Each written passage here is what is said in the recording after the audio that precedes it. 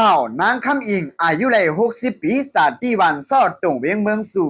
ย่าเอาตายเสมกไว้ในห้องน้ำตีเวียงเกียงใหม่จึงไทยวันไหนเมื่อวันที่25เดือนปี2026ตีเวียงเกียงใหม่เมืองไทยนั้นมีนางยิงไตก็หนึ่งย่าปืนเอาตายเสมกไว้ในห้องน้ำอำนั้นทางภายในเย้าเจ้าหน้าที่ห้องบริหารเนปิงและดีผู้สื่อข่าวเขาว่าเมื่อวันที่18เดือนปี2026ยามหัวค่ำได้หัวมีคนตายไว้ในห้องน้ำที่เฮือนขาดหลังหนึ่งในปอกสันพีเซอร์ในสิแลจังได้กว่ากดทัดด้วยได้หันยิงก็หนึ่งที่ห้องนางคำอิงอายุไรหมอก60 ปีไปเอาหน้างัวไว้ที่ทางพายเสียวนั่งตายไว้ในห้องน้ำที่ก็ขู่แลตำตัวคิงมานังมีห้อยปอดทุบเสียมกะที่คอก่อมีห้อยมีไว้ลามคาดว่าเตยเตขาดกว่าหมอก2 วันเย้าเหนียวเจ้าของห้องนั้นคือห้องว่าใจสู้เปลี่ยนเศร้าไตกวนเมืองมันใจก่อหาไหลไว้หลายวันผู้เลี้ยงมันใจได้ก่ออำแลเอากว่าป้าวันไหนกวนหนุ่มไตจือห้องใจเคิร์ดลาตีเจ้าหน้าที่ภูมิบุญพรเขาว่าก่อนเลยลูกตายกว่านั้นเป็นมีเขาจือห้องว่านางคำอิงเมื่อวันที่16ยามหัวค่ำมีสิพ้นมาว่ามีเอ้ยก็เอาลวดเครื่องมาหับแลเตียกว่าจอมวันไหนเสวันนั้นเย้ากับ10 ดึดต่อก่อมได้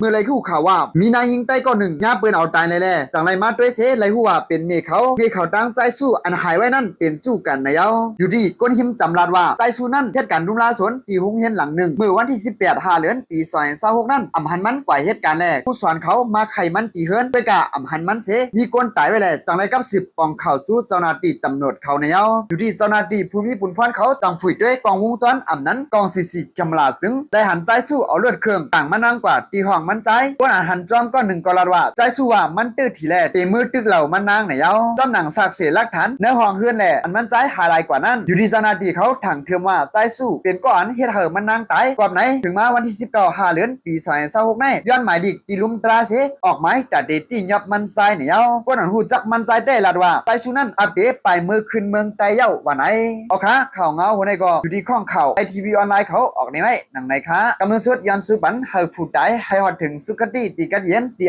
อันรู้อำเปลี่ยนนั่นเสียกำค่ะในก็ลีโกเต้ว่าขนาดเจอก้นในค่ะนะกับปานย่ำเดี๋ยวนี้มันลีโกเต้ขนาดล่ามเจอภัยไรค่ะนะแต่อำยุ่มเจอภัยไรค่ะเนาะยินหนุกใจปานางคำอิงซื้อห้องว่าใจสู้ละแต่ก็อับแขนกันแลจังไรเปลี่ยนมาจังไหนยันว่านางคำอิงปานางคำอิงเนี่ยค่ะเนาะใกล้ๆต่างแคบห่างก้นใจต่างก็โล่งในอยู่ในชันกันค่ะอยู่นะเฮ็ดให้ลองตั้งไรเปลี่ยนมาจังไหนค่ะเนาะเอาค่ะเป็นจังสิกอลีกำลังสุดก็ย้อนสู่ปันเฮาปีนางคำอิงเขาฮอดสู่ถึงสุขติติกัดเย็นสิกำค่ะมาส่งตังหมดตังเสียงค่ะ